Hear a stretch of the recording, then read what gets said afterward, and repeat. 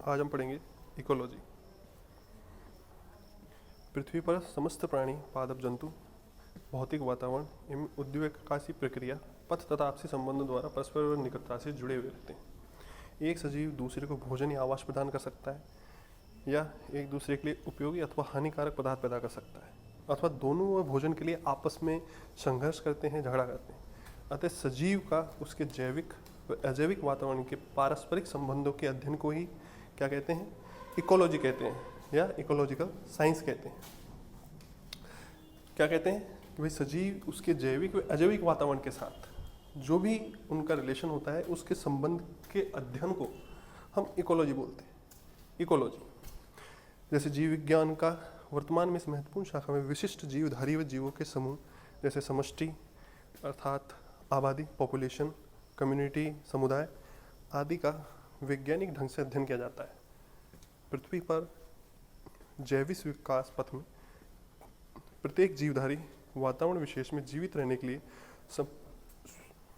स्वयं का अडॉप्टेशन कर चुका है, अर्थात आर्द्र, प्रकाश की तीव्रता, वायु का वेग, तापक्रम की तीव्रता तथा अन्य कारकों की सीमा विशेष के लिए वह सहनशील हो जाता है तथा अपने पड़ोस के जंतुओं पादपों के साथ विशिष्ट सहसंबंध बना चुका होता है। वर्तमान में प्रचलित पारिस्थितिकी या इकोलॉजी शब्द का उद्गम ग्रीक भाषा के दो शब्दों ओइकोस, इकोस हाउस या घर, तथा लोगोस स्टडी या अध्ययन से हुआ है। यह शब्द का अभिप्राय जंतुओं के प्राकृतिक आवास या पर्यावरण से है। इस शब्द के जन्मदाता रिटर ने सर्वप्रथम 1868 में इसका उपयोग पारिस्थितिकी के लिए किया था, लेकिन जर्मन वैज्ञानिक अर्नेस्ट हैकेल ने इस शब्द की पूर्ण व्याख्या करके इसे परिभाषित किया। अतः अधिकतर पुस्तकों में हैकेल शब्द का जन्मदाता कहा जाता है, लेकिन क्या है कि हैकेल ने इसकी पूर्ण व्याख्या की थी, ना कि सबसे पहले ये शब्द दिया था। अब हम डेफिनेशन की बात करेंगे। डेफिनेशन में पर्यावरण की रचना और उसके जीवधारियों के संबंध के आधार पर अनेक साइंटिस्टों ने, वैज्ञानिकों ने अलग अलग प्रकार से पर्यावरण की परिभाषा दी है। जैसे कि अर्नेस्ट हैकेल ने 1869 में पर्यावरण की परिभाषा इस प्रकार की कि किसी भी जंतु के संपूर्ण कार्बनिक और अकार्बनिक वातावरण के आपसी संबंध को पर्यावरण कहते हैं। चार्ल्स एल्टन ने 1927 में वैज्ञानिक प्राकृतिक अध्ययन को ही पर्यावरण बताया। टेलर ने 1936 के अनुसार समस्त जीवधारियों और उनके संपूर्ण वातावरण के संबंधों का अध्ययन पर्यावरण कहलाया। अली 1949 ने सविस्तार व्याख्या करके अपनी परिभाषा में कहा कि यदि पारिस्थितिकी उस विज्ञान को कहते हैं जिसमें मोटे तौर पर हम जीवधारियों और उसके पर्यावरण, जिसमें सभी भौतिक व जीवित वातावरण सम्मिलित हैं, कि आपसी आदान प्रदान की प्रक्रिया तथा विभिन्न जातियों के अंतर एवं अंतः जातीय संबंधों का अध्ययन किया जाता है।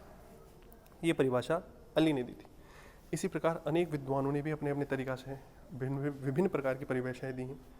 इकोलॉजी को समय समय पर अनेक प्रकार से परिभाषित भी किया गया है, जैसे कि पारिस्थितिकी जीवों तथा उसके पर्यावरण से संबंधित का विज्ञान है। ये परिभाषा 1970 में फिलिप हैंडल ने दी थी। जीवित तंत्रों तथा पर्यावरण के बीच के संबंधों का अध्ययन पारिस्थितिकी विज्ञान कहलाता है। ये परिभाषा टुर्क और विट्स ने 1972 में दी थी। पारिस्थितिकी सभी जीवों के समस्त पर्यावरण के साथ सारे संबंधों के अध्ययन ही विज्ञान, ये टेलर ने 1936 में दी थी।